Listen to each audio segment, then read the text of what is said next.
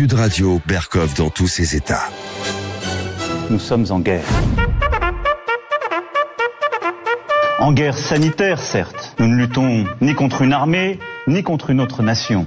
Mais l'ennemi est là, invisible, insaisissable, qui progresse. Et cela requiert notre mobilisation générale. Nous sommes en guerre. Nous sommes en guerre, oui, c'est le slogan de l'émission de Berkov dans tous ses états. Et c'était il y a exactement, presque jour pour jour. C'était le 16 mars 2020, où le général Macron lançait son appel, effectivement. C'était pas le 18 juin, c'était le 16 mars. Nous sommes en guerre, nous nous battons, nous sommes là. Et qu'est-ce qui s'est passé depuis? Beaucoup de choses, 5 ans après. Demain, dans l'émission, nous allons faire un résumé, nous allons faire un best-of de ce qui s'est passé. Et vous voyez, d'ailleurs j'ai retenu la leçon de notre illustre Premier ministre, l'ancien Premier ministre, je ne regrette qu'il ne soit pas Jean Castex. Vous voyez, je suis assis, d'ailleurs on est tous assis. Maud est assise, Julien est debout parce qu'il est obligé un peu de réaliser l'émission, Manu est assis, et pourquoi? Parce que nous nous protégeons du virus. Vous savez très bien ce que disait Jean Castex. Si vous êtes debout, le virus, il va vous tuer. Le virus passe à 1,50 m de hauteur. Si vous êtes assis, vous êtes protégé. Donc voilà. Maintenant, pour être un peu plus sérieux, nous allons parler de ce qui se passe dans les pays baltes. On va parler de ce qui se passe en Serbie, en Roumanie, dans ces pays où effectivement quelque chose se passe très important. Il y a un mouvement populaire énorme. Pourquoi? Quels enjeux par rapport à la Russie, par rapport à l'Ukraine, par rapport à l'OTAN, par rapport aux États-Unis? Qu'est-ce qui se passe exactement? On entend tout et le contraire de tout. On va en parler avec quelqu'un qui connaît très bien la situation, qui est Slobodan Despot. On va prendre le temps d'en parler et d'expliquer. Ensuite, on va parler effectivement de ce qui se passe dans les universités, nos chères universités. Et oui, d'un côté, il y a le wokisme, d'un autre côté, il y a un certain islamisme politique. Voilà, les uns veulent des salles de prière, les autres veulent des émissions de drag queen. Je ne les renvoie pas du tout dos à dos, mais enfin, il se passe quelque chose. Je crois que l'université, c'était fait pour apprendre, pour instruire. Apparemment, je ne sais plus si c'est vraiment le cas. Et vous nous direz ce que vous en pensez. Et puis on va parler évidemment Elon Musk qui a envoyé effectivement tout ce qu'il fallait de SpaceX pour récupérer les astronautes américains qui étaient depuis 6 mois dans l'espace. Et comment ça s'est passé et comment l'AFP rapporte la chose, c'est quand même pas mal. On va prendre tout le temps de cela. Et puis nous allons parler de quelque chose qui est tout à fait je dirais tout à fait terrible en seconde partie d'émission. C'est ce qui se passe effectivement dans l'Inquisition française. Inquisition française, oui. Des juges, évidemment, il ne faut pas généraliser, des juges contre le droit, non pas les juges contre le droit, mais une véritable Inquisition française. Est-ce qu'on assiste à un coup d'état de droit? On en parle juste après ceci. Sud Radio. Sud Radio. Parlons vrai. Parlons vrai. Sud Radio. Parlons vrai. Ici Sud Radio. Les Français parlent au français. Je n'aime pas la blanquette de veau. Je n'aime pas la blanquette de veau. Sud Radio, Berkov dans tous ses états. Que se passe-t-il en Roumanie? Des élections extrêmement bizarrement annulées. Un second tour bizarrement organisé. Et puis, qu'est-ce qui se passe en Serbie? En Serbie, où il y a eu parmi les manifestations les plus importantes depuis samedi de l'histoire de ce pays. On va en parler tout de suite avec Slobodan Despot. Écoutez. Sud Radio, Berkov dans tous ses états. Le fait du jour. Belgrade a connu une journée de colère historique samedi 15 mars. Des centaines de milliers de Serbes ont déferlé dans la rue de leur capitale pour demander justice. Au 5e mois de ce qui est le plus puissant, le plus long mouvement de protestation anti-corruption jamais vu dans ce pays des Balkans, comptant 6,6 millions d'habitants. Slobodan Despot, bonjour. Bonjour André. Alors Slobodan, vous êtes écrivain, vous êtes éditeur, vous avez déjà reçu et toujours avec plaisir, vous êtes éditeur de Xenia et vous êtes fondateur du site Antipresse que je vous conseille d'ailleurs auditeurs résidents de Sud Radio de consulter parce qu'il y a beaucoup de choses. Alors expliquez-nous un peu ce qui se passe. Commençons justement par la Serbie et par Belgrade. On a vu les images de foules immenses. Chaque pays est différent. Serbie n'est évidemment pas la Roumanie, ni l'Allemagne, ni autre. Qu'est-ce qui se passe exactement là-bas ? Bon, ce qui se passe, c'est que effectivement, il y a une effusion de colère populaire contre le gouvernement du président Aleksandar Vučić. Oui. Colère qui s'accumule depuis des années et qui, d'une certaine manière, a accompagné ce gouvernement depuis pratiquement les débuts. Ouais. Simplement, cette colère a pris des formes diverses. Et pourquoi cette colère, Slobodan ? Alors, d'abord, c'est très difficile de dire de donner une motivation unique à toutes les tendances et à tous les groupements qui se sont rassemblés ce samedi à Belgrade pour protester. Parce que vous aviez à la fois les étudiants progressistes plus ou moins de gauche, vous aviez des autonomistes de Vojvodine, et vous aviez d'un autre côté les Serbes patriotes, nationalistes orthodoxes, qui théoriquement n'ont pas beaucoup de points communs, mais qui ont en commun cette détestation du gouvernement actuel. Ça oui. Donc ça c'est une chose. Maintenant, si vous voulez, c'est très difficile. Je dois vous dire une chose, André, c'est qu'il est très difficile de commenter les événements de Serbie de manière impartiale et de manière dépassionnée. Parce que vous entendez vous entendez des gens qui sont absolument pour les étudiants, qui ont déclenché ce mouvement. Il y a des gens qui défendent le régime. Bon, en Occident, non. En Occident, on est maintenant à peu près consensuellement contre le régime en place. Il y a de bonnes raisons d'ailleurs de le condamner en interne. Mais la situation est extrêmement complexe. Pourquoi ? Parce que d'abord, vous avez un mouvement d'étudiants qui c'est lui qui a déclenché le mouvement. C'est lui qui a déclenché le mouvement. Ce mouvement étudiant. Alors, le mouvement actuel, ce sont des étudiants, effectivement, qui se sont soulevés après un incident qui est survenu l'année dernière, un accident tragique où il y a eu 15 morts suite à la chute de l'avant-toit de la gare de Novi Sad, la deuxième ville du pays.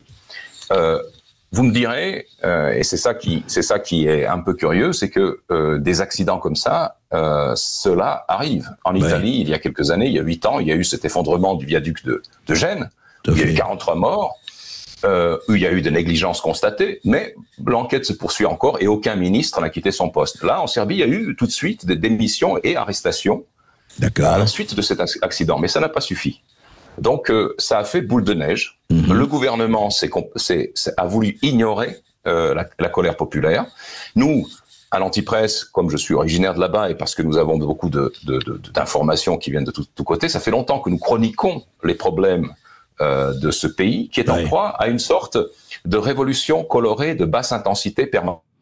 D'accord.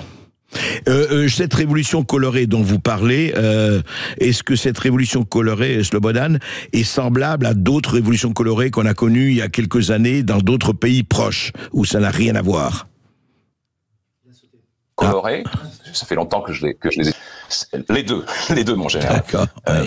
D'abord, le pays qui a fourni le prototype des révolutions colorées, c'est la Serbie elle-même, puisqu'en l'an 2000, c'est une révolution colorée qui a renversé le président Milošević et qui l'a envoyé ensuite à La Haye, n'est-ce pas ?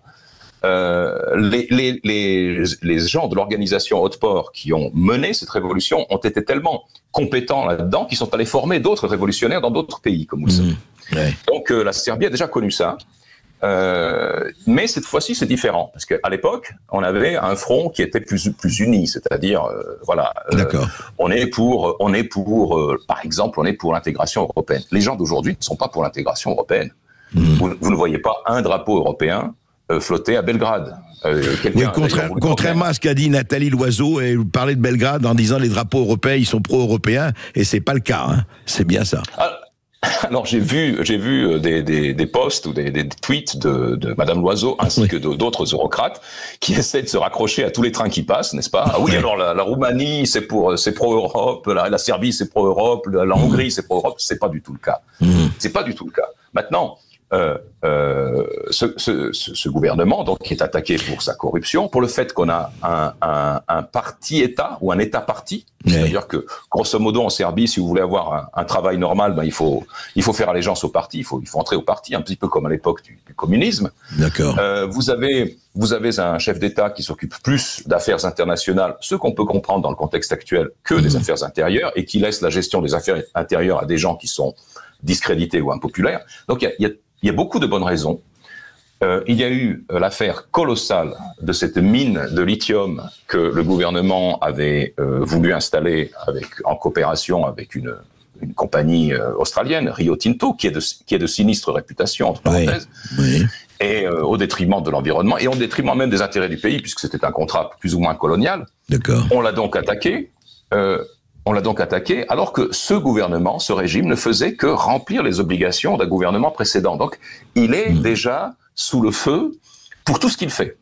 D'accord. Donc, c'est un rassemblement des oppositions. Mais vous dites ce que vous dites, Slobodan Despot. En fait, ce qui se passe là en Serbie, c'est plutôt interne. Enfin, c'est à cause des problèmes internes du pays ou d'une absence effectivement de gestion, je dirais honnête ou en tout cas saine du pays. C'est plutôt ça que le contexte, je dirais européen, la guerre, les négociations et tout ce qui se passe en ce moment entre, encore une fois, Ukraine, Russie et autres. C'est plutôt intérieur. Ben, regardez, vous avez des gens qui apparaissent dans les manifestations en promenant des drapeaux russes ou des drapeaux orthodoxes, en disant ce gouvernement nous a trahis, il trahit la cause orthodoxe, etc. Mais ils demandent le renversement d'un chef d'État, donc Vučić, qui est invité aux cérémonies du 9 mai en Russie, qui a les meilleures relations avec la Russie, qui a refusé, qui est le dernier pays d'Europe à n'avoir pas imposé de sanctions à la Russie, et qui, malgré toute cette tergiversation, n'a pas reconnu l'indépendance du Kosovo.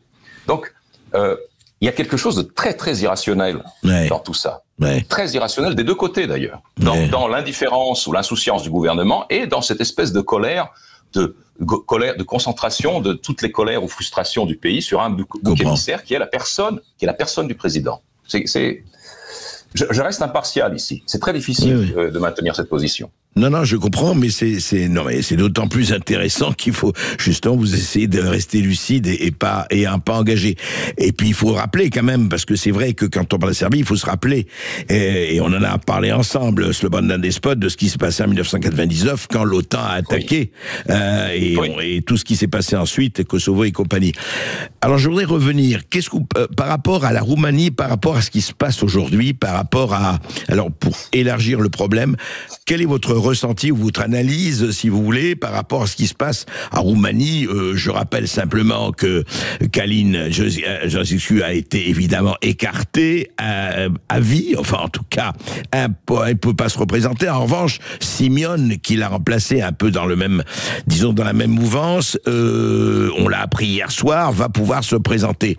Mais en fait, c'est quoi? C'est une volonté de mise en ordre de Ursula von der Leyen. Oui, si vous votez dans le sens de l'Union européenne et de l'OTAN, ça va aller. Si vous votez pas dans le sens de l'Union européenne ou de l'OTAN, il va y avoir des petits problèmes. Est-ce que c'est ça ou pas? Alors, je pense, oui, je pense que comme pour la Serbie, c'est un problème intérieur, mais qui a des ramifications et qui a des causes qui sont géopolitiques, qui sont en tout cas régionales.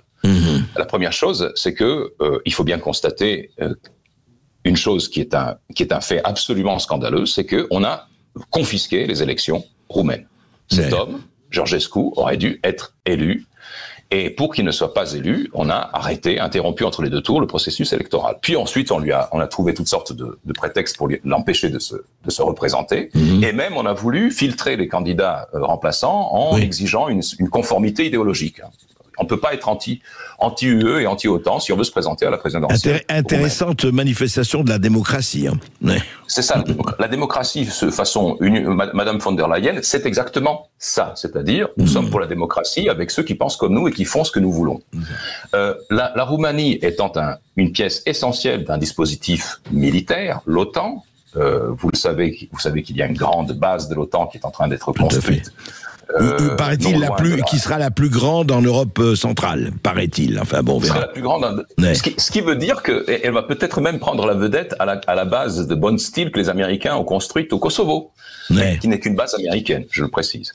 Donc là, on a un pays que l'OTAN, l'Union européenne ne peuvent pas lâcher, et donc on trouve tous les prétextes. Cela dit, dans un contexte régional, si vous vous placez un peu en Europe de l'Est, vous voyez que les choses là-bas, à cause de ces pressions et à cause de cette injustice flagrante, sont en train de changer très très vite. Il y a entre la Serbie, la Roumanie, la Hongrie, la Slovaquie, la République serbe, la Republika Srpska de Bosnie, aujourd'hui, une concorde, une coopération et une entente que ces nations n'ont jamais eue entre elles.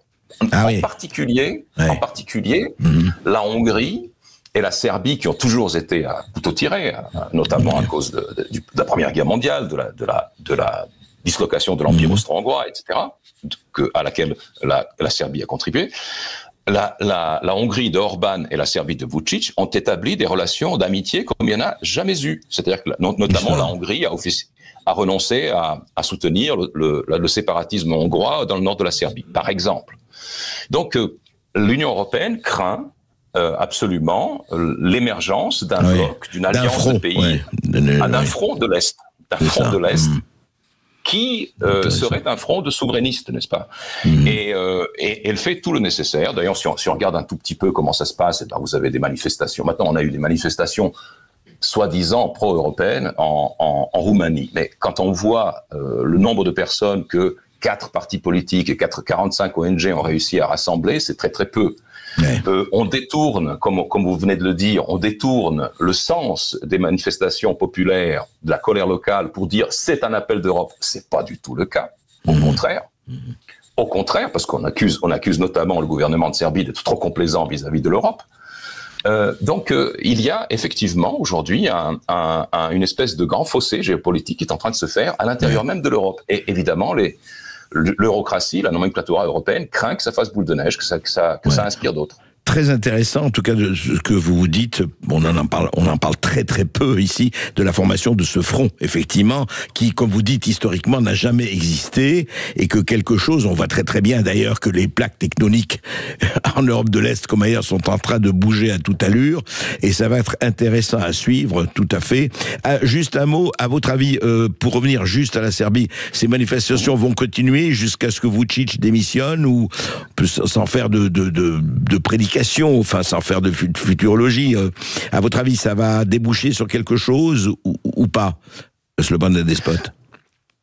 À mon avis, pour comprendre l'enjeu, il faut voir ceci.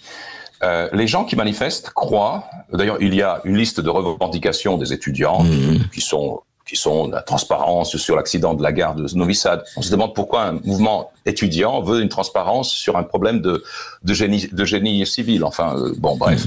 Ils demandent ils demandent des choses qui sont concrètes. Et puis, il y a tout d'un coup un autre stade de la manifestation ou des revendications qui sont le président dehors. Alors, le gouvernement est prêt, évidemment, et d'ailleurs, il a rempli, en tout cas partiellement, les exigences qui sont concrètes. Comme il a d'ailleurs reculé sur l'affaire de la mine de lithium. La mine de lithium, d'accord. Évoqué.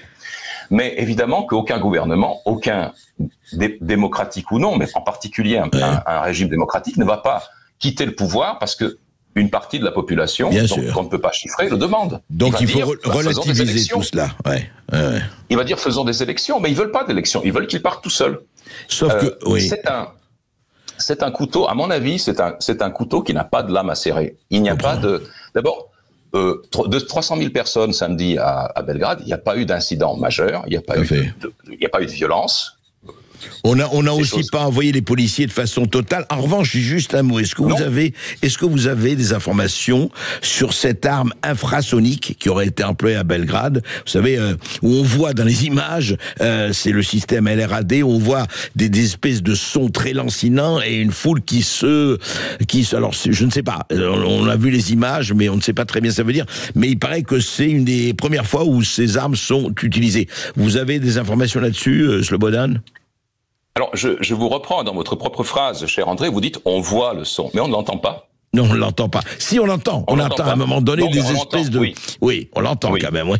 Alors, c'est très contesté parce que d'abord, ce n'est qu'une partie de la foule. Ensuite, on a montré des images avec des gens qui sont du service d'ordre qui jettent leur gilet de signalisation, qui se jettent dans la foule, probablement pour provoquer une panique. Ouais. Ensuite, évidemment, on n'a pas vu l'objet. Non, c'est vrai. C'est quand même un camion. Et puis, on a dit, il y en a un sur un toit. C'était un fusil anti-drone. D'accord. Ces gros fusils. Donc ça peut être une fake news organisée comme il y en a. Pas. On ne sait pas, bien sûr. Il n'y a pas de preuve. Je ne sais pas. D'accord. C'est un peu anecdotique. Oui, écoutez, on suivra tout cela. Merci en tout cas de vos éclaircissements parce que c'est intéressant de se voir justement parce que les gens font des soit des amalgames style on est tous pro-européens, pro-Union européenne parce qu'on est pro-européens, mais il faut savoir de quelle façon. Donc on va suivre tout ça. Je vais juste vous dire encore une chose. Moi, en 2019, j'ai été pris dans une manifestation des Gilets jaunes à Paris. Oui. Je peux vous dire une chose, c'est que si la Serbie avait à un quelconque moment traité ses manifestants comme la France a traité ses manifestants, ce gouvernement ne serait plus en place. Ça, c'est sûr. Il y a donc différence de traitement. Merci Slobodan Despot. Sud Radio. Parlons vrai. Parlons vrai. Sud Radio. Parlons vrai. Sud Radio. Parlons vrai. Ici Sud Radio. Les Français parlent au français. Les carottes sont cuites. Les carottes sont cuites. Sud Radio Berkov dans tous ses états. Alors, que se passe-t-il dans les universités, dans certaines universités de notre cher et vieux pays, dans cette douce France apaisée, comme chacun sait, où il y a quand même de temps en temps, et surtout en ce moment, quelques mouvements divers qui organisent des choses qui ne devraient peut-être pas être quotidiennes dans ce temple du savoir et de la transmission. On en parle tout de suite. Sud Radio André Berkov. Berkov dans tous ses états, ça balance pas mal sur Sud Radio. Très drôle, Philippe Clay, c'est une chanson qui date de plus de 50 ans. Il disait mes universités, il parle des universités d'avant Jussieu, d'avant Nanterre et d'avant 68. Mais nos universités d'aujourd'hui, 50 ans après, c'est pas Jussieu, c'est pas Nanterre. Le terrain a tout à fait changé. Et comment? Alors, Yann Poème, bonjour. Bonjour. Vous êtes influenceur et vous êtes fondateur du collectif Eros. Et vous êtes allé récemment, on va en parler notamment, ce qui se passe notamment à Nanterre, dans la célèbre université de Nanterre dont parlait Philippe Clay. Et vous êtes allé, il y avait je crois un drag show à Nanterre, organisé de façon tout à fait officielle d'ailleurs, c'est ça. Alors qu'est-ce qui s'est passé exactement? Racontez-nous. Alors avec le collectif Eros, nous avons infiltré il y a quelques jours donc un show de drag queen. Je vous entends me dire qu'il y a aucun rapport avec les enfants, parce que c'est vrai que moi de base je fais des infiltrations en lien avec les enfants. Là ce sont pour la plupart des jeunes adultes, et en fait figurez-vous monsieur Berkov que ce show de drag queen est financé par la CVEC.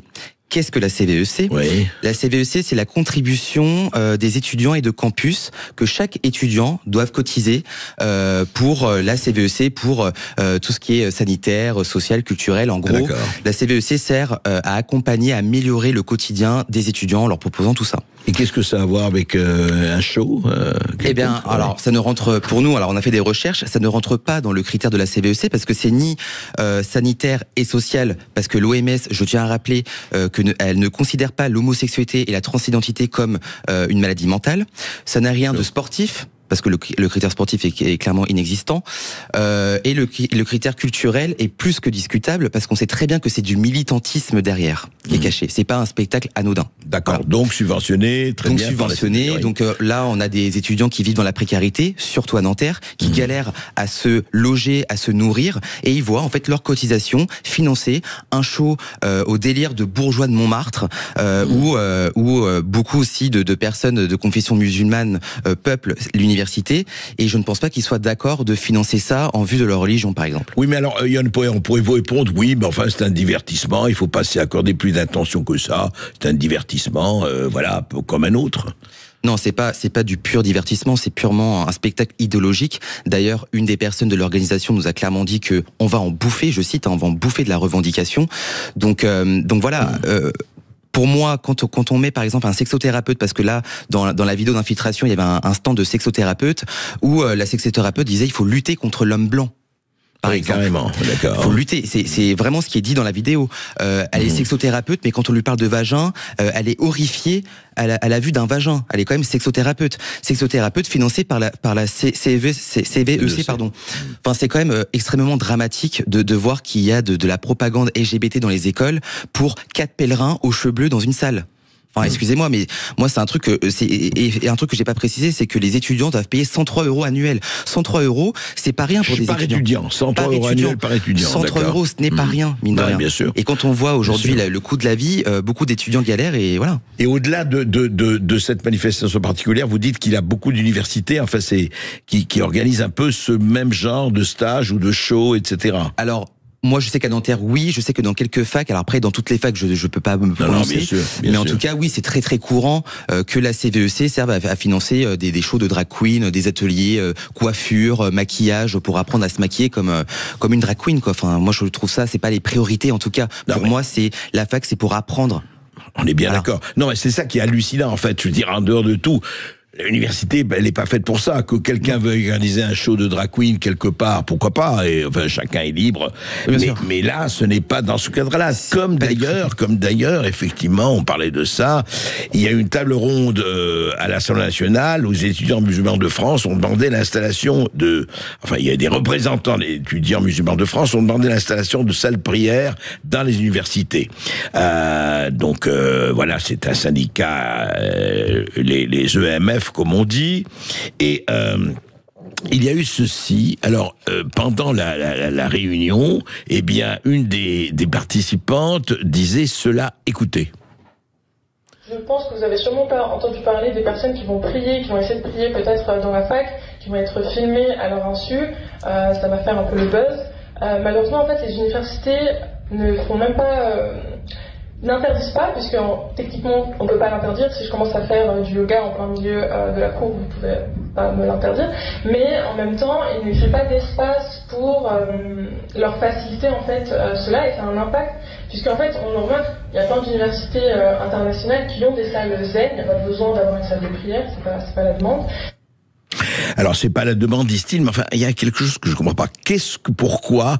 Je croyais qu'on vivait dans la laïcité en France. Je croyais que c'était un principe depuis 1905 acquis, mais que ce soit des juifs, chrétiens ou musulmans, pourquoi des salles de prière à l'université? Notamment, il y a eu des salles de prière à l'université scientifique de Toulouse. La preuve, c'est que la direction de l'établissement, ça date du 7 mars 2025, donc il y a quelques jours, à l'attention de la faculté, des étudiants de la faculté sciences et ingénierie. Je ne vais pas vouloir le communiquer, mais en 2 mots, chers étudiants, chères étudiantes, il est essentiel dans un établissement public de respecter les principes fondamentaux qui régissent le fonctionnement, notamment celui de la laïcité.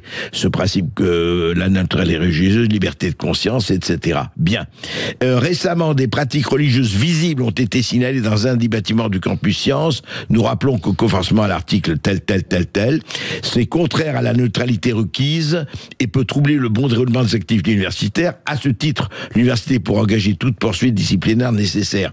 Alors, on en est maintenant, effectivement, à des salles de prière ou à des lieux de prière organisés dans l'université. D'ailleurs, il y a un proviseur qui voulait faire respecter la laïcité, il s'est fait menacer de mort et il a dû démissionner. On en a parlé de cela. Qu'est-ce que ça veut dire, Johan Power, tout ça? C'est surtout qu'en fait, le Sénat a voté en 2021, je tiens à le rappeler, l'interdiction de prier dans les universités. Ah oui. Donc déjà, il faut le rappeler, parce qu'en 2021, ça a été voté. Et là, on voit très bien qu'en fait, plus personne n'en a rien à foutre de cette loi, clairement. Maintenant, on voit qu'aujourd'hui, on peut prier un peu n'importe où. C'est comme je tiens à rappeler qu'à à Reims, pardon, il y avait une jeune femme qui a prié au fond d'une classe. Enfin, tout va bien. Et moi, je trouve ça hyper scandaleux. Pour moi, l'école, c'est fait pour apprendre. Il y a des lieux de culte qui servent à aller prier. Bien sûr. Pour moi, je ne vois pas qu'est-ce que ça vient faire dans les écoles. Il y a qu'à voir les polémiques sur les abayas, par exemple. Les abayas, pour moi, c'est une tenue religieuse. Donc, et on voit bien que ce sont souvent les mêmes personnes qui pose problème, en tout cas, dans les écoles. On voit bien l'entrisme islamique qui gangrène nos écoles, et c'est un réel problème aujourd'hui. Mais pourquoi les proviseurs, pourquoi les autorités ne s'investissent pas, quelle que soit la religion? L'université n'est pas faite pour prier, l'université est faite pour apprendre et s'instruire. Par soumission, ils ont peur. Quand on voit qu'il y a des professeurs qui se font agresser pour un voile ou des proviseurs qui se font réprimander par des parents parce que on leur a demandé de retirer un voile.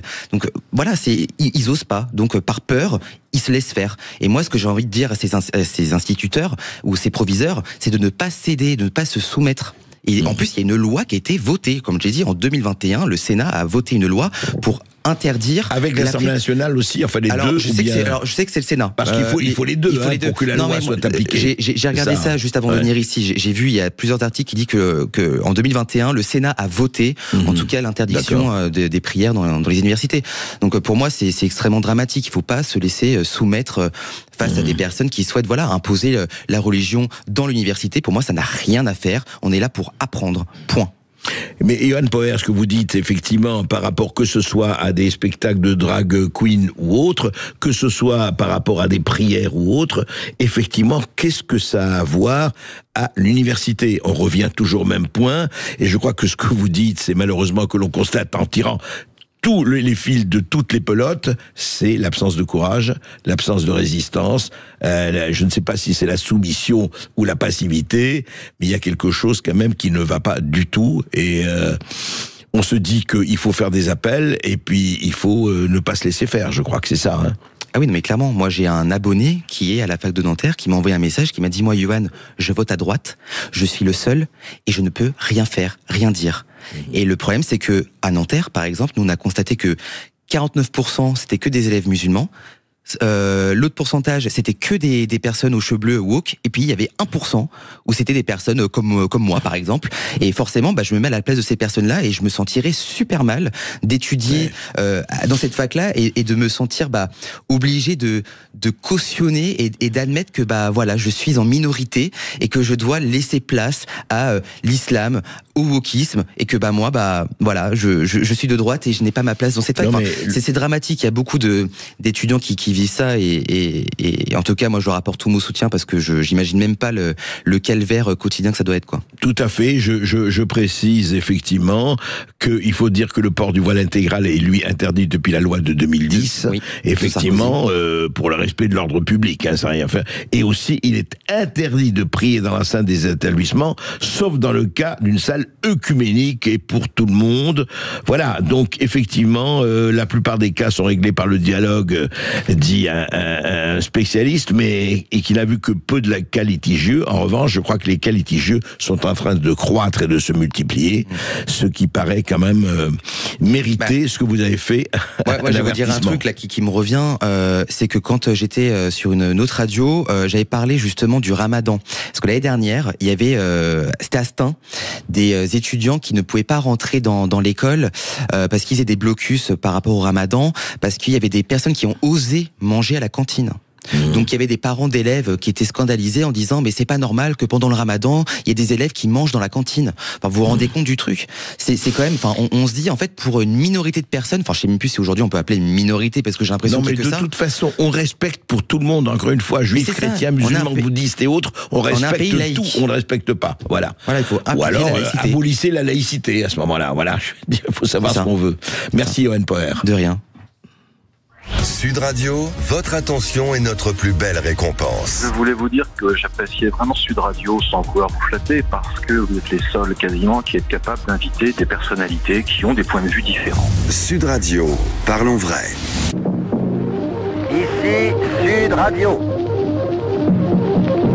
Les Français parlent au français. Je n'aime pas la blanquette de veau. Je n'aime pas la blanquette de veau. Sud Radio Berkov dans tous ses états. Eh bien, écoutez bien ce qui s'est passé avec l'autopen. Mais vous dites, qu'est-ce que c'est que ça, l'autopen? Eh bien, vous allez savoir et vous allez vous en souvenir. Sud Radio Berkov dans tous ses états. Les perles du... C'est le plus grand des voleurs et c'est un gentleman, je ne sais pas de qui on parle. Mais évidemment, de Joe Robinette Biden, l'ancien président des États-Unis. Mais pourquoi vous traitez de voleur? Non, mais à cause de l'autopen. Alors, c'est quoi l'autopen? Eh bien, l'autopen, c'est un stylo automatique. C'est-à-dire que vous n'avez plus besoin de signer vous-même de votre main. On a l'autopen. Et donc, je ne dirais pas n'importe qui peut signer à votre place et vos signatures. En général, ça se fait évidemment par accord. Et là aussi, simplement, Qui signe? Eh bien, le président des États-Unis. Toutes les décisions et les plus importantes, vous imaginez, la présidence des États-Unis doivent être signées par le président. Simplement, on s'est aperçu que depuis quelque temps, je ne dirais pas quelques années, mais au moins des mois et des mois, Joe Biden ne signait pas. Il y avait la signature automatique. Qui tenait la signature automatique? That is the question, on l'a pas. En revanche, vous savez que quelques jours avant de quitter la présidence des États-Unis, Joe Biden a fait les grâces présidentielles. On appelle ça the pardon aux États-Unis, le pardon. Et alors, il a signé en masse. Son fils, d'abord, Hunter Biden. Vous savez, on a suffisamment parlé du laptop, de l'ordinateur de Hunter Biden, tout ce qui contenait, point de vue corruption. Il a pardonné au docteur Anthony Fauci, grâce présidentielle. Anthony Fauci, c'est Monsieur Santé, pendant le Covid et bien avant. Et on sait très bien le rôle qu'a joué Monsieur Anthony Fauci, le général Mark Millen, les membres du comité du 6 janvier.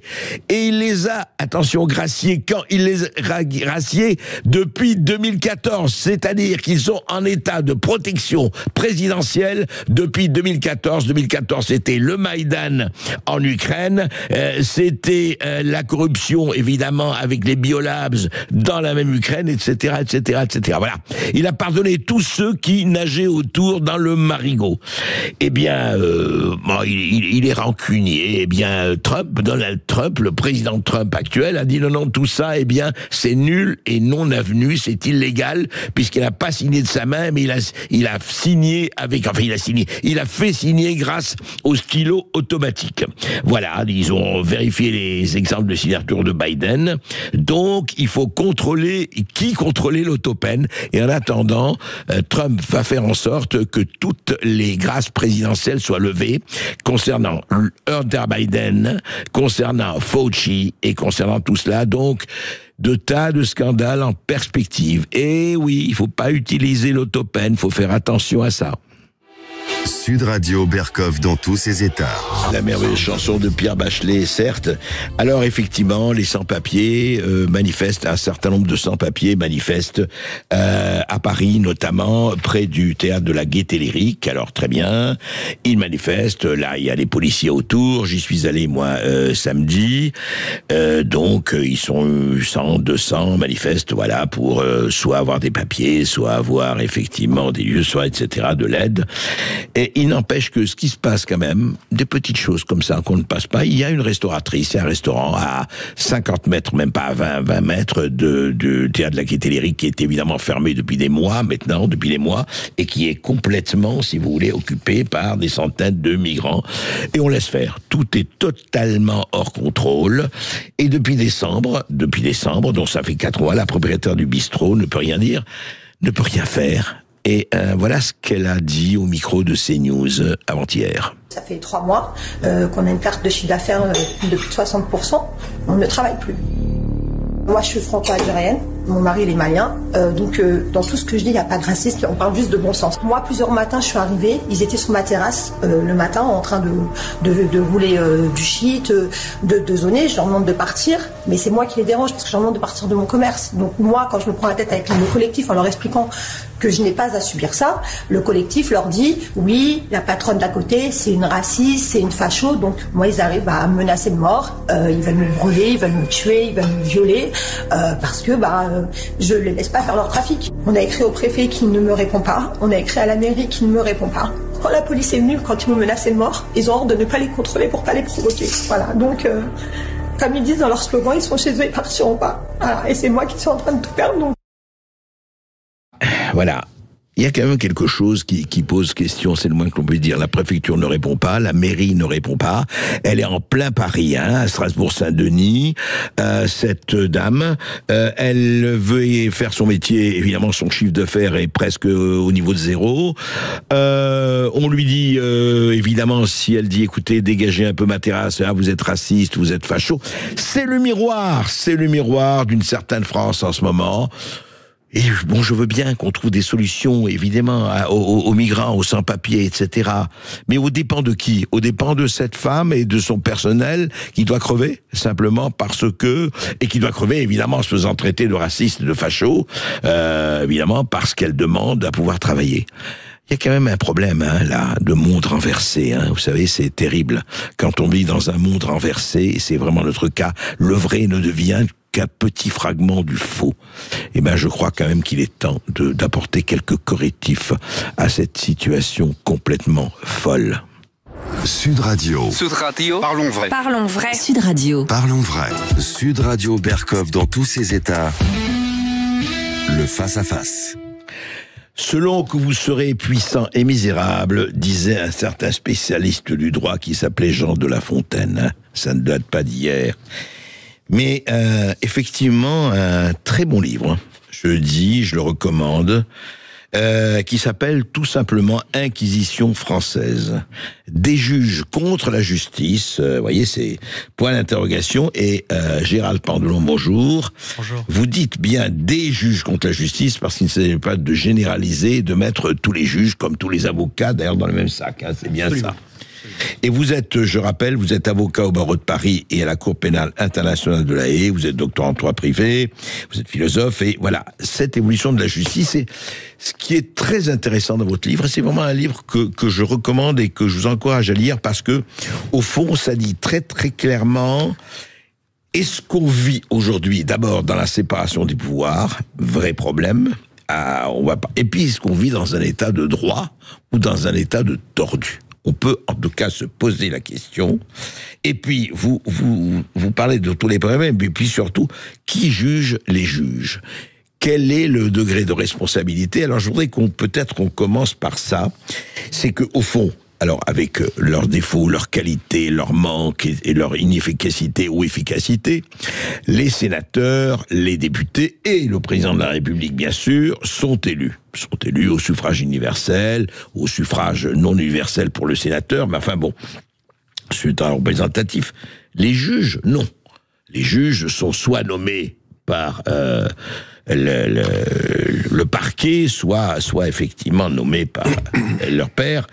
Alors, est-ce qu'on est, en fait, Gérald Pandelon, et quand on lit votre livre, vraiment, c'est passionnant. Est-ce qu'on est dans un coup d'état de droit? Est-ce qu'on est déjà, on peut dire, dans un coup d'état de droit? Merci pour votre invitation. Sans vouloir dramatiser une situation qui m'apparaît déjà assez grave, je crois qu'on assiste tout simplement à la mort du peuple. À la mort du peuple. Du peuple français. Ce que les juristes ou constitutionnalistes nomment le pouvoir constituant originaire. Juste une décision du Conseil constitutionnel, elle date déjà 6 novembre 1962. La loi référendaire visant à faire en sorte que le président de la République soit élu au suffrage universel direct. Bien. Eh bien, que dit cette décision? Que désormais la démocratie s'exerce non pas en fonction de la volonté du peuple, pouvoir constituant originaire, mais uniquement au regard de la Constitution. Ce qui signifie que on assiste à ce que le philosophe Jürgen Habermas nommait le patriotisme constitutionnel. Tout est sacrifié à la norme. À la norme constitutionnelle. À la norme constitutionnelle, interprétée bien souvent, qu'on l'accepte ou non, d'une façon très idéologique par le Conseil constitutionnel. Puisque, d'une certaine manière, et de plus en plus, on peut soutenir la thèse selon laquelle le Conseil constitutionnel tient la plume du législateur, puisqu'il peut faire ce qu'on appelle des réserves d'interprétation directive. En gros, pour le dire très simplement, ça me plaît pas, c'est écarté, ça me plaît, je le laisse passer. Mais n'oublions pas quand même que ce sont des textes qui ont déjà été votés en termes identiques, bien souvent, par le Sénat et l'Assemblée nationale. Donc ma question que je soulève dans ce livre est, entre autres, quelle est la part aujourd'hui prépondérante qu'on puisse attribuer au peuple français?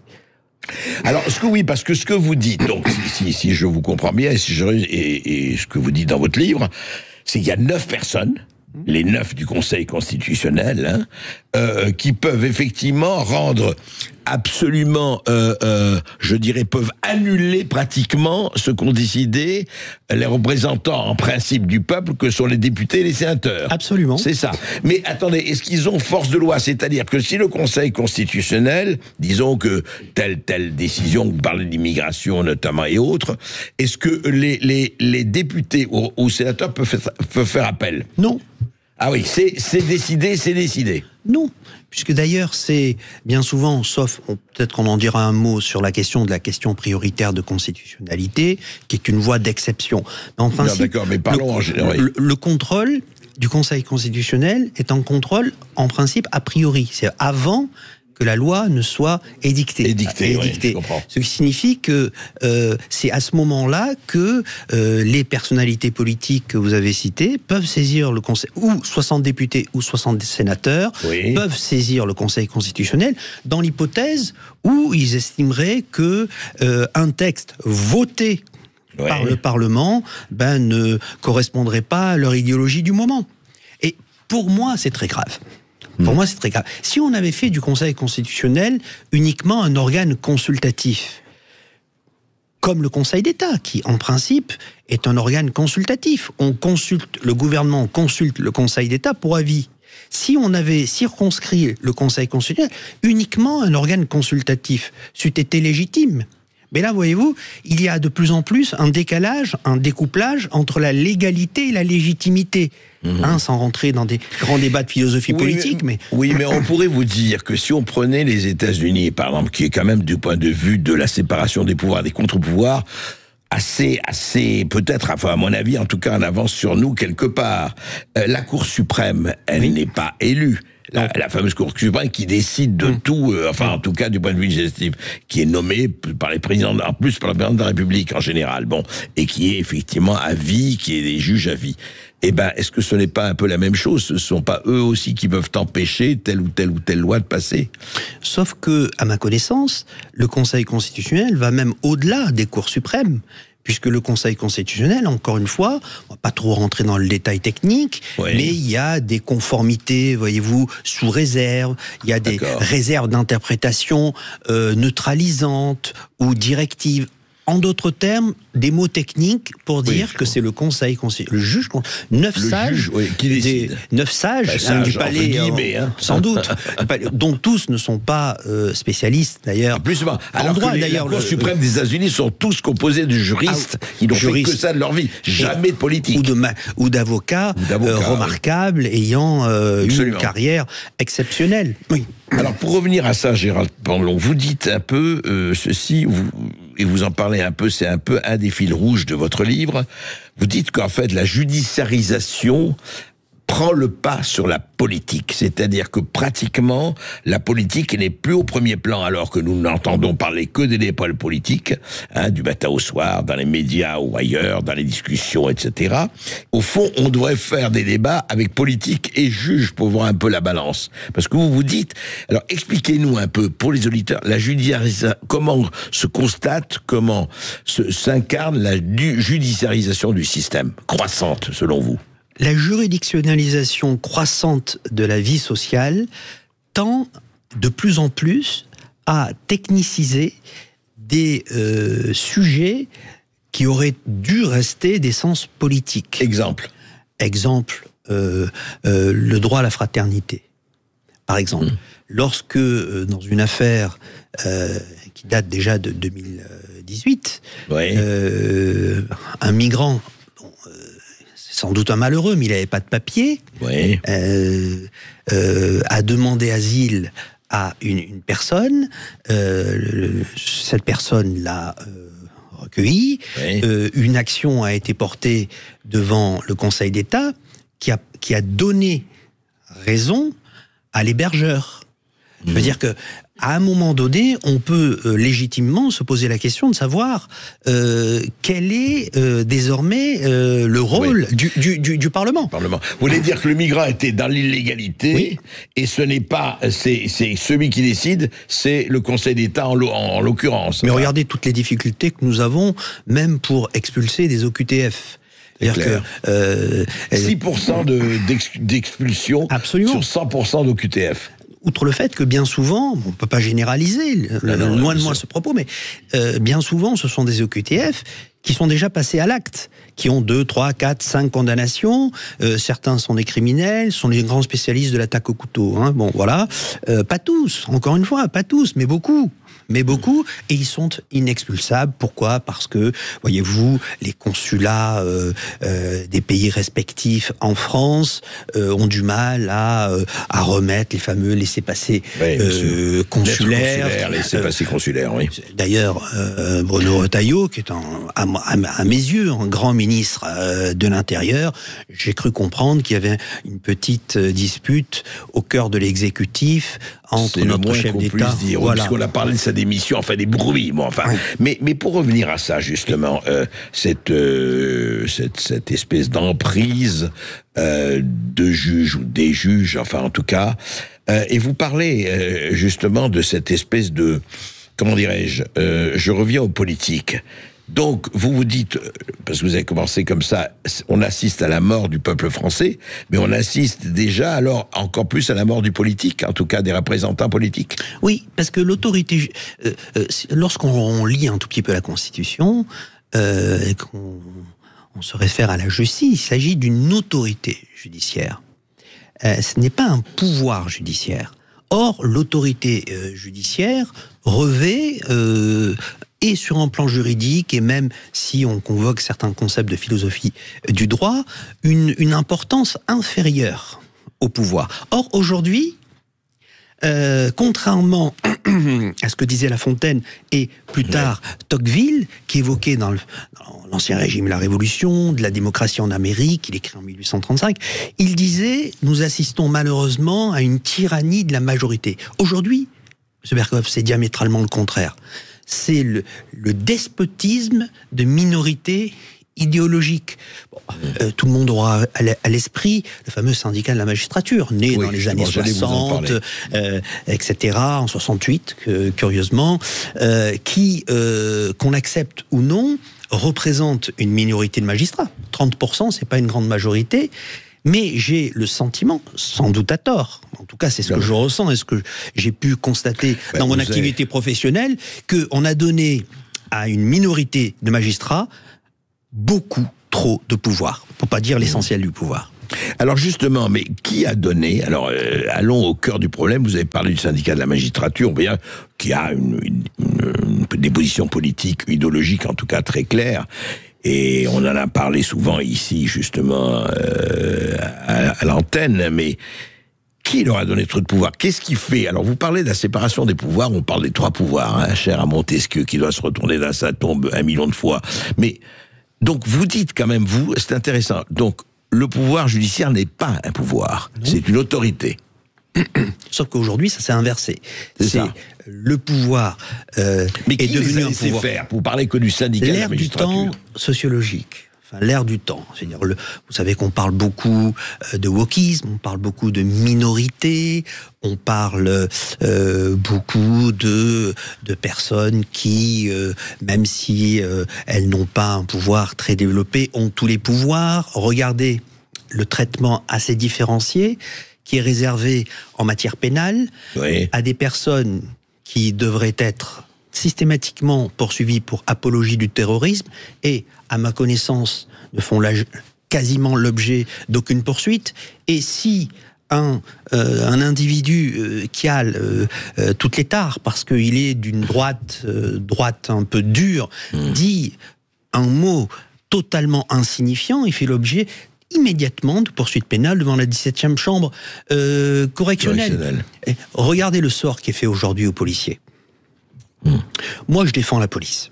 J'estime qu'elle fait un travail remarquable dans un contexte très difficile. Il peut y avoir des bavures aussi qu'il faut sanctionner. Hein. Il peut y avoir des bavures, mais globalement, M. Berkoff, j'ai jamais rencontré pour ma part une personne qui se réveille le matin, qui est fonctionnaire de police, il dit « je vais me faire Naël, je vais me faire Dupont, je vais me faire Mohamed, etc. » Personnellement, sans doute suis-je naïf, mais personnellement, j'en ai jamais rencontré. Lorsque ces fonctionnaires de police font l'objet d'une petite poursuite pénale, j'observe qu'ils se font massacrer. un, ils se font massacrer sur un plan judiciaire, et deux, ils ne sont pas souvent soutenus par la hiérarchie. Mais lorsque j'accompagne des personnes devant les juridictions pénales, qui sont des oies blanches, puisqu'elles ont 23 condamnations au casier judiciaire, et elles ont que 22 ans, toutes choses égales par ailleurs, elles s'en sortent plutôt mieux. Plutôt mieux. Plutôt mieux. Oui, ce sont les deux poids et deux mesures dont on parlait. On va en parler juste après cette petite pause. Alors, vous savez, le numéro 0826 300 300, si vous avez envie d'intervenir et de poser des questions à Maître Pandelon, n'hésitez pas, 0826 300 300. C'est intéressant de savoir, voilà, cette justice à 2 ou 3 vitesses et ces indignations à géométrie très variable. À tout de suite. Sud Radio. Sud Radio. Parlons vrai. Parlons vrai. Sud Radio. Parlons vrai. Sud Radio Berkoff dans tous ses états, midi 14h. André Berkoff. Eh bien, on parle d'inquisition française. Je vous dis quand même, c'est exagéré, inquisition française, on n'est pas quand même au temps de l'inquisition. On peut se poser quand même des questions. Des juges contre la justice, c'est un livre de l'avocat Gérald Pandelon qui vient de paraître aux éditions David Reinhardt, dont je rappelle, vous pouvez appeler 0826 300 300. Alors, Gérald Pandelon, justement, on parlait un peu des 2 poids 2 mesures, et vous disiez, voilà, j'accompagne quelques multirécidivistes qui s'en sortent quand même beaucoup mieux que d'autres, qui ont proféré qui ont proféré un certain nombre de, peut-être, qui ont été irresponsables ou peut-être imprudents. Mais moi, je suis très frappé, par exemple, on en a beaucoup parlé, du sort réservé à Gérard Depardieu, et vous le dites vous-même, il y a sûrement des choses à reprocher à Gérard Depardieu et non des moindres, mais enfin le lynchage, pour ne prendre que les exemples, on peut prendre de Loïc Le Floch-Prigent, et puis beaucoup d'autres, par rapport à des gens qui ont tabassé, violé et autres, et bien les peines ne sont pas du tout les mêmes. Expliquez-nous. Il y a un 2 poids 2 mesures qui devient effrayant dans ce pays. Alors, pour Depardieu, j'ai pas la chance d'être son conseil, il est très bien défendu, qui est considéré par la droite comme un monstre sacré du cinéma, et bien évidemment par la gauche comme un sacré monstre, n'est-ce pas? Bon, mais pour un homme comme Depardieu, qui peut-être avait-il été... Est-il un tout petit peu indélicat? Peut-être a-t-il le verbe haut, mais il s'est fait lyncher, à mon sens, déjà médiatiquement, avant d'encourir les moindres poursuites pénales. D'ailleurs, il est jusqu'ici pas encore condamné. Pas encore condamné, mais vous voyez, on est dans... La présomption d'innocence, il n'y en a pas. Elle n'existe pas. Elle n'existe surtout pas pour les avocats. Alors, on va revenir aux articles, elle n'existe pas du tout. Mais voilà un homme qui s'est fait déjà assassiner sur un plan médiatique, avant même le sort qui lui sera réservé devant un juge pénal. Imaginons une fraction de seconde qu'il bénéficie d'un non-lieu. C'est-à-dire que on estime qu'il n'y a pas de charge contre lui, ou que les charges sont insuffisamment caractérisées, etc. Voilà un homme qui en aura pris plein la figure, qui aura été traîné dans la boue, alors même que sur un plan matériel, on s'apercevra, chemin faisant, parce que vous savez, une information judiciaire d'un juge éponyme, ça prend du temps. Le temps médiatique est immédiat, le temps judiciaire est long. Absolument. Et si on dit du mal de vous sur un plan médiatique, ça ne s'efface jamais. En revanche, si on dit du bien de vous, ça s'efface dans le trait de plume. C'est-à-dire que c'est ce qu'on appelle la justice, n'est-ce pas? Voilà, ce qu'on appelle la justice. Bon, Depardieu, mais oui. Et alors justement, par rapport à ça, puis il y a beaucoup d'exemples que vous donnez d'ailleurs dans votre livre, Gérald Pandelon, mais effectivement, ce qui est assez frappant, c'est qu'on le voit, d'où vient... Franchement, on aimerait comprendre, je ne sais pas si c'est uniquement le syndicat de la magistrature ou des membres du syndicat, d'où vient, et là on l'entend, on en parle ici à la radio, que des gens qui ont fait des multirécidives, et qui ont vraiment fait beaucoup de choses, 22 fois, 23 fois, et qui s'en sortent, et qui sont dehors parce qu'il y a eu vice de procédure, ou parce qu'il y a eu ceci ou cela, et qui recommencent, et au fond, on se dit, c'est quoi? C'est le juge de la liberté, de la détention, c'est quoi qui fait que telle personne dira oui, mais lui c'est pas la peine, on verra plus tard et on lui donnera les petits travaux d'intérêt général, etc., etc.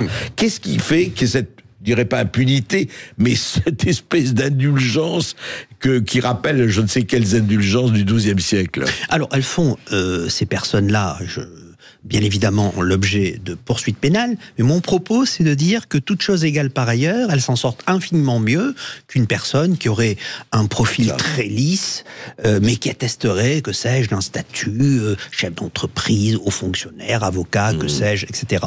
Pourquoi ? À mon sens, parce que bien souvent, l'individu multirécidiviste, pas toujours, mais très souvent, appartient à une minorité. Minorité, qu'elle soit... voilà. On va parler que de l'islam, mais enfin bon... Non, ethnique ou autre. Ethnique. Bon, c'est pas que l'islam, il ne faut pas non plus généraliser. Il ne faut pas généraliser, absolument. Jamais. Or, dans l'esprit d'un certain nombre de magistrats politisés, des militants magistrats politisés, cette minorité symbolise le dominé. Alors que un policier qui fait parfaitement son travail, mais qui pourra faire une erreur, est un dominant. C'est celui qui décide de l'ordre, de la sécurité, etc. Celui qui décide d'emprisonner, d'embarquer, d'embarquer. Donc, il y a, je dirais, une prime qui est non écrite, une prime symbolique, tout ce psychologique. À l'opprimé. Encore une fois, ça fait une vingtaine d'années que j'exerce ce métier. Croyez-moi, des gens, j'en ai défendu beaucoup. Il fallait que je sois très en forme pour réussir à obtenir une peine relativement moyenne pour un chef d'entreprise dont les casiers judiciaires ne portaient trace d'aucune condamnation.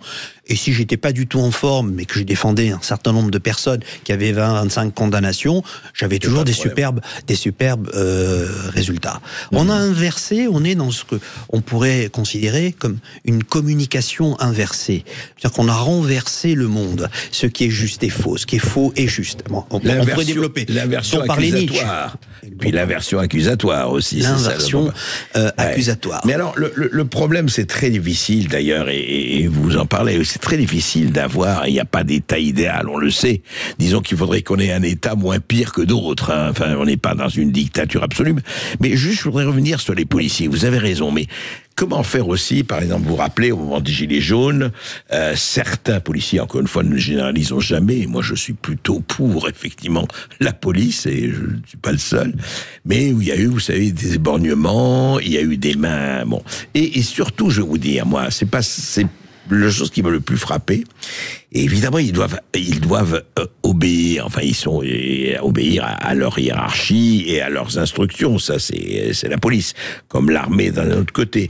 Mais rappelez-vous le Covid où l'on poursuivait des petites mémés qui étaient sur la plage toutes seules ou qui étaient en montagne. On est arrivé à ça. Comment faire? C'est vrai. Alors, vous allez me dire, vous n'avez pas pratiqué la soumission, et pas question, mais comment faire pour rééquilibrer un peu tout cela, Gérald? Je pense que la justice devrait être juste et les policiers se concentrer sur leurs fonctions régaliennes. Ils sont là pour maintenir l'ordre.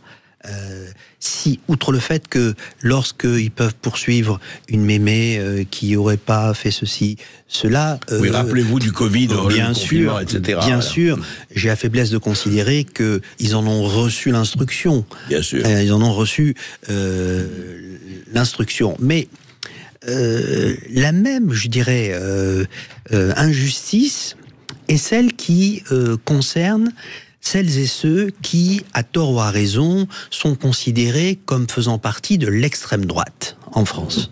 Là, j'aimerais dire quelques mots. Oui, alors c'est quoi l'extrême droite? Parce qu'effectivement, aujourd'hui, matin au soir, dès que vous n'êtes pas d'accord avec tel ou tel doxa ou telle parole, vous êtes d'extrême droite. C'est devenu un leitmotiv pour des personnes qui ont cessé de réfléchir. L'extrême droite, c'est quoi? On va vous parler du fascisme. Le fascisme, c'est le discours de Mussolini, la Scala de Milan, en 1924. Rien dans l'État, rien contre l'État, rien en dehors de l'État. Rien en dehors de l'État. Rien en dehors de l'État, rien contre l'État. C'est ça le fascisme. En quoi, si on prend par exemple la philosophie politique du RN ou de Reconquête, au hasard, qui sont sur le spectre plutôt un peu plus à droite, en quoi ça correspond en rien. Deuxième élément, si on prend le nazisme, qui érigeait une race comme étant... À quel moment le RN peut-il être accusé de nazis alors qu'ils sont les premiers, depuis le 7 octobre, à défendre les juifs opprimés dans les territoires occupés? Je veux dire, les plus grands politologues français ont démontré que Madame Le Pen pouvait être éventuellement populiste, peut-être bonapartiste, conservatrice, et pas surtout d'ailleurs nationaliste, mais tous les plus grands politologues ont démontré qu'elle ne pouvait en aucun cas appartenir au spectre de l'extrême droite. Tout à fait. Des Mathieu Bock-Côté, des Alain Finkielkraut, que sais-je, des Luc Ferry, tous ont parfaitement expliqué. C'est là, effectivement, la mais ça reste. Non seulement ça reste, mais c'est devenu l'arme absolue d'un certain nombre de gens qui, n'ayant pas envie de discuter, je crois que c'est ça, au-delà, n'ayant pas envie de discuter, vous êtes d'extrême droite, donc vous allez la fermer. On l'a vu sur des chaînes, on l'a vu sur des paroles, etc. Et là, est-ce que les juges, parce que ça va souvent dans la 17e chambre correctionnelle ou ailleurs, spécialisée en affaires de presse, mais je ne veux pas m'appesantir sur la presse, est-ce que là, il n'y a pas quelque chose qui, en droit, pose problème ? Ça soulève une difficulté en termes de ce que Aristote nommait la justice commutative. Ça veut dire que ça veut dire quoi, la justice commutative chez Aristote, c'est pour exactement des mêmes faits, c'est le principe d'égalité, pour exactement des mêmes faits, que vous soyez puissant ou misérable, le sort judiciaire ne doit pas être différencié. Doit être égal, voilà. Ouais. Mais c'est ça un tout petit peu ce à quoi... Il a été corrigé par La Fontaine, hélas, mais à juste titre. Oui, aussi. sauf que aujourd'hui, à mon sens, il faut inverser. La phrase de La Fontaine. Si vous préférez, on considère que un certain nombre de personnes considérées à tort ou à raison comme dominées doivent être infiniment plus accessibles sur le fond au pardon. D'accord. À l'indulgence, mais à l'empathie. Alors justement, on va en parler juste après cette petite pause. Que faut-il faire ? Qu'est-ce qu'on peut cette espèce de balance qui symbolise la justice, comment on peut la rééquilibrer ? On en parle avec vous, Gérald Pandéon. Voilà. L'Inquisition française, comment au moins l'équilibrer, ou la réguler, ou la diminuer ? Sud Radio. Sud Radio. Parlons vrai. Parlons vrai. Sud Radio. Parlons vrai. Sud Radio Berkov dans tous ses états. Le face-à-face. Un livre à lire, Gérald Pandelon, Inquisition française, des juges contre la justice, aux éditions David Reynarc. Et nous avons Fabienne qui nous appelle de Thionville. Bonjour Fabienne. Bonjour messieurs, un grand merci pour la qualité de vos émissions qui sont passionnantes. Merci. Et merci, Fabienne. Très encourageantes parce que je suis une dame d'un certain âge et je suis très inquiète de la dégradation de la société française depuis plusieurs dizaines d'années. Ouais. Et notamment par rapport au sujet qui vous occupe aujourd'hui, j'ai l'impression d'une inhibition systématique, quasiment systématique, des décisions politiques par la justice. Et à quel moment estimez-vous et pour quelles raisons il y a eu une inversion de hiérarchie entre la justice et les décisions politiques ? Et est-ce que c'est dû en partie aux institutions européennes ? Alors justement, à quel moment, Fabienne, oui merci de votre question, à quel moment il y a eu à votre avis renversement d'équilibre entre politique et justice ? Et elle demande si l'influence de l'Europe a joué, enfin de l'Union européenne a joué. Ça a joué bien évidemment, puisque depuis, je dirais, 35 ans, il aura échappé à personne que on a des normes, directives, règlements communautaires qui l'emportent sur nos lois nationales, à telle enseigne que lorsque vous arrivez à faire condamner une personne et que tous les voies de recours jusqu'à la Cour de cassation sont expirées, eh bien voilà que la France est retoquée devant la Cour européenne des droits de l'homme.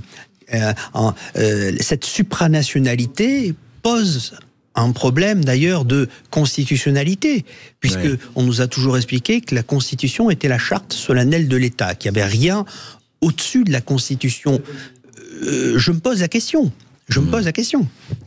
Oui, alors justement, et là c'est effectivement, aujourd'hui, on le voit très bien sur 80% des lois françaises sont dictées par l'Union européenne. Oui, ce qu'on appelle le droit communautaire dérivé. Absolument. Donc effectivement, il y a une influence parfaite. Nous avons Michel qui nous appelle de Pontigny. Bonjour Michel. Oui, vous m'entendez? Oui, très bien. Oui, très bien. Oui, bonjour André, et à votre invité, je crois, maître Pardelon. Maître Pardelon, oui, dites-moi. Merci de prendre ma courte question. Le général de Gaulle et Michel Debré avaient-ils pris la mesure alors je le mets entre guillemets, des dérives autoritaires que cette constitution de 1958 pourrait, et je mets du conditionnel, engendrer? Alors pour 58 et 62, oui, bien sûr. Oui. Bon, c'est une excellente question. Et si je l'articule à mon texte sur les dérives du pouvoir judiciaire, j'ai en souvenir un entretien que le général de Gaulle avait eu avec Jean Foyer, qui était à l'époque garde des Sceaux, ministre de la Justice. Oui. Il avait indiqué à sa manière, vous savez, il n'y a que deux pouvoirs. Il y a le mien et le pouvoir législatif. Vous n'êtes qu'une simple autorité judiciaire. Donc, De Gaulle avait une conception, je dirais, sans rentrer dans les détails, il y avait vraiment une monocéphalisation de l'exécutif, avec la prépondérance présidentielle, qui faisait que, par un système de vase communicant, d'une certaine manière, le pouvoir judiciaire n'était qu'une autorité judiciaire. Les choses ont bien changé. Puisque aujourd'hui, c'est le contraire. C'est l'autorité qui a plus de pouvoir que le pouvoir. D'autant plus, parce que vous parlez de Gaulle, pardon. D'autant plus que De Gaulle, lui, il a donné un sacré exemple. De Gaulle n'aurait jamais, s'il y avait cohabitation et que pendant des élections législatives qui ne dépendaient pas de lui, aurait donné un pouvoir à l'opposition, il serait parti. Absolument. Il l'a dit. Lui, c'est Giscard qui a accepté la cohabitation, mais jamais De Gaulle. Il n'a pas eu Giscard. Et puis, deuxièmement, il faut rappeler que De Gaulle, quand il y a eu le référendum de 69, il a dit, voilà, si vous ne votez pas ma proposition de référendum, je m'en vais. Le seul qui est parti, c'est le seul auteur de cette constitution, qui lui, justement, ne sait pas... le pouvoir du peuple, si on le désavouait, il partait. Parce qu'il y avait également une forte prégnance, une grande autorité attachée à l'État. Or, vous savez, c'est un peu la tarte à la crème, puisque on en parle depuis plus de 30 ans. Déjà, j'étais à Sciences Po, on nous parlait de la crise de l'État, les crises de l'État-nation, une crise de l'État. Bon, aujourd'hui, c'est précisément parce que l'État n'est plus capable de réguler politiquement les conflits que ce sont des magistrats, une minorité, je n'ai pas dit tous, qui se sont arrogés le pouvoir d'opérer une forme de régulation politique des conflits. Il y a eu un transfert, à mon sens, du pouvoir de l'autorité exécutive à l'autorité judiciaire. Et alors, quel rôle joue, on a parlé du Conseil constitutionnel, mais quel rôle joue le Conseil d'État? On voit très bien que, par exemple, quand il y a eu les problèmes récemment, la chaîne C8 a été retirée de la TNT, sur recommandation de la COP, et il y a eu recours au Conseil d'État qui a validé. Quel rôle, au-delà des problèmes médiatiques, quel rôle joue le Conseil d'État? La difficulté, c'est que le Conseil d'État, je pense que c'est l'article 39 de la Constitution, le Conseil d'État, en principe, n'a qu'un rôle consultatif. C'est un peu hybride parce qu'il est également une juridiction administrative la plus élevée de notre édifice normatif. La difficulté, c'est que, comme le gouvernement peut consulter le Conseil d'État pour avis, mais en réalité, 9 fois sur 10, pour pas dire systématiquement, comme on a affaire aux magistrats les plus, je dirais, élevés dans la hiérarchie judiciaire, eh bien en réalité, l'avis que donne le Conseil d'État, c'est le texte quasiment final qui sera proposé. Donc par définition, c'est un texte très technique. Mais il y a quelque chose de très, je dirais, à la fois, on aurait envie d'en ricaner si on n'était pas obligé d'en pleurer. c'est qu'au fond, on revient à ça. Vous dites donc, je croyais que les parlementaires, c'était les législateurs. Hein, naïvement, on appelle ça le pouvoir législatif. Oui. Donc vous dites, non, il y a pratiquement plus de pouvoir législatif. Il y en a, bien sûr, faut pas exagérer, mais quand même. On n'est pas sorti de l'ancien régime. C'est-à-dire que sous l'Ancien Régime, les parlements, qui n'étaient pas des parlements, qui étaient des juridictions, ouais. Les juges, donc, pouvaient s'opposer au roi. Hein. Donc d'ailleurs, un certain nombre de magistrats qui se plaignent par idéologie politique personnelle de l'Ancien Régime devraient louer l'Ancien Régime, puisqu'ils n'ont jamais eu autant de pouvoir sous l'Ancien Régime qu'ils en ont eu sous la Révolution française, qui désormais, il n'était que la bouche de la loi, selon le terme de Montesquieu. C'était à telle enseigne qu'on est passé d'un esprit des lois aujourd'hui à des lois sans esprit, n'est-ce pas? Bon, voilà. Donc, ce que je veux dire par là, c'est que le juge s'est accaparé un pouvoir laissé vacant par l'autorité politique. Alors justement, il s'est emparé de ce pouvoir. Et encore une fois, je reviens à cette question. Comment il se fait que les parlementaires laissent faire, que les parlementaires laissent faire? Est-ce qu'au fond, parce que les juges, alors c'est une autre question que vous soulevez dans votre livre, mais c'est pas la question que vous soulevez en premier quand même. Est-ce que les juges sont dépendants? Alors, vous allez me dire, le syndicat de la magistrature, disons, pour une certaine opposition dite de gauche, mais est-ce que les juges, puisqu'ils sont nommés par les juges du parquet, ils dépendent du ministère de la Justice, donc du Premier ministre, donc du Président de la République, etc. Est-ce qu'il y a le fait que les juges, pour leur carrière, en tout cas un certain nombre de juges, dont la carrière dépend du ministère, donc du gouvernement, ne sont pas assujettis, disons les mots, au pouvoir politique, quel qu'il soit, de droite, de gauche ou ailleurs? Sans se concerter, je pense qu'ils sont plus à l'écoute de celui qui les nomme et qui les paie que je dirais, vraiment préoccupés par, n'est-ce pas, la recherche de la justice. Je rajoute un point, c'est que il ne peut pas y avoir de justice si au préalable on ne fait pas cet effort considérable de rechercher la vérité. C'est-à-dire que la justice... la vérité, c'est dur. Hein, oui, mais il ne peut pas y avoir de justice si au préalable, il n'y a pas une vérité. Fût-elle la vérité des faits? Parce que la vérité... Il vaut mieux la vérité des faits que la vérité relative à chacun. C'est à chacun sa vérité, disait Pirandello. Oui, absolument. Ouais. Mais or, le problème, c'est que par idéologie, certains magistrats vont opter pour une grille de lecture d'un dossier qui constitue non pas la vérité objective, mais leur vérité subjective, parce que faire preuve d'objectivité, au fond, c'est pas humain. Il faut essayer quand même. Hein. Oui, mais ça relève pas, à mon sens, de la sphère. Chacun d'entre nous a ses failles, ses faiblesses. Oui, voilà. Mais alors vous dites par idéologie, mais et l'autre côté, c'est par carriérisme. Par carriérisme, il vaut mieux être à l'origine, n'est-ce pas, de la mise en examen d'un président de la République que de mettre en cause l'épicier de son quartier.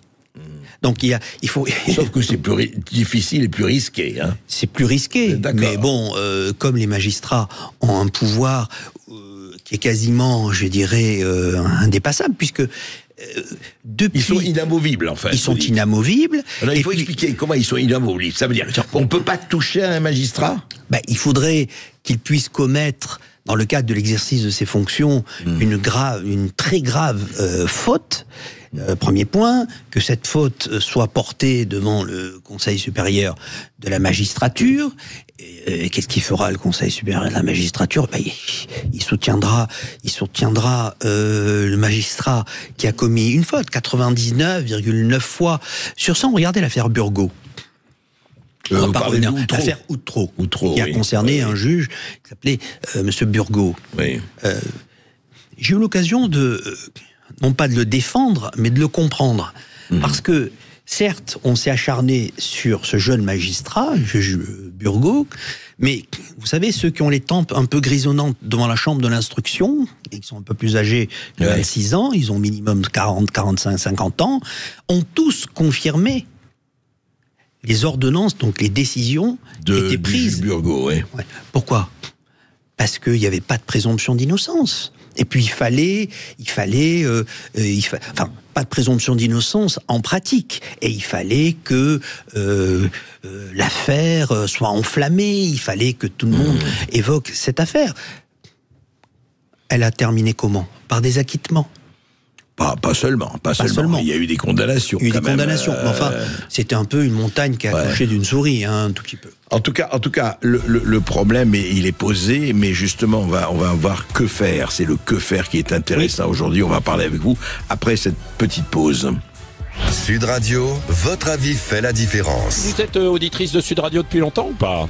Depuis plusieurs années, depuis que je me suis rendu compte qu'on ne nous disait pas tout à la télévision. Sud Radio, parlons vrai. Sud Radio Berkov dans tous ses états, midi 14h. André Berkov. À la fin de votre livre, Gérard Pandelon, encore une fois que je recommande vraiment, lisez-le, Inquisition française des juges contre la justice. Vous dites un peu, vous écrivez, vous rédigez une vingtaine de propositions pour effectivement changer ça, parce que le peuple est mort, je ne sais pas s'il est en agonie ou s'il est en soins palliatifs, et la politique aussi, on peut se poser la question, au fond, que faire pour équilibrer ce problème des juges, sans dire le gouvernement des juges, on en parle, le coup d'état judiciaire, on en parle aussi, on en a parlé. Que faire, à votre avis, de plus urgent ou que l'on... Voilà, et le plus adéquat. Avant de répondre à votre question, je voudrais revenir très rapidement sur une affaire qui avait défrayé la chronique pénale il y a quelques années, l'affaire dite de la BAC Nord. Oui, il y a eu un film célèbre et remarquable Cédric Jimenez, Cédric Jimenez, pardon. Je crois que c'était en 2016. C'est ça.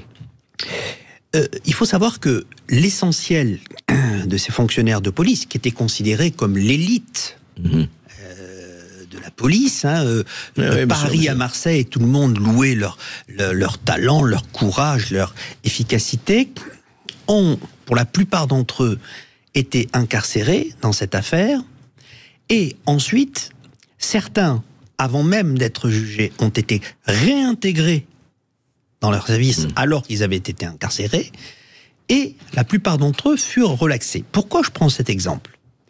Parce que, en France, si vous attestez d'une forme de situation sociale, de statut, quoi que ce soit, et surtout si vous êtes policier, avocat, chef d'entreprise, et au surplus, si en tant que chef d'entreprise, vous avez un capital économique qui est très élevé, c'est très dur devant un magistrat.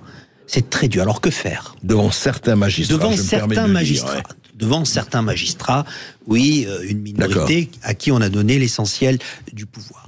Déjà, il faudrait que pour des personnes qui sont exposées, policiers, avocats, ou autres, toute personne d'ailleurs, qui est exposée, qui occupe des fonctions un tout petit peu réglementées. Et déjà, il faudrait, avant même d'engager des poursuites pénales, il faudrait que, prenons l'exemple d'un policier, qu'il y ait un entretien préalable entre le parquet, la hiérarchie policière et le policier.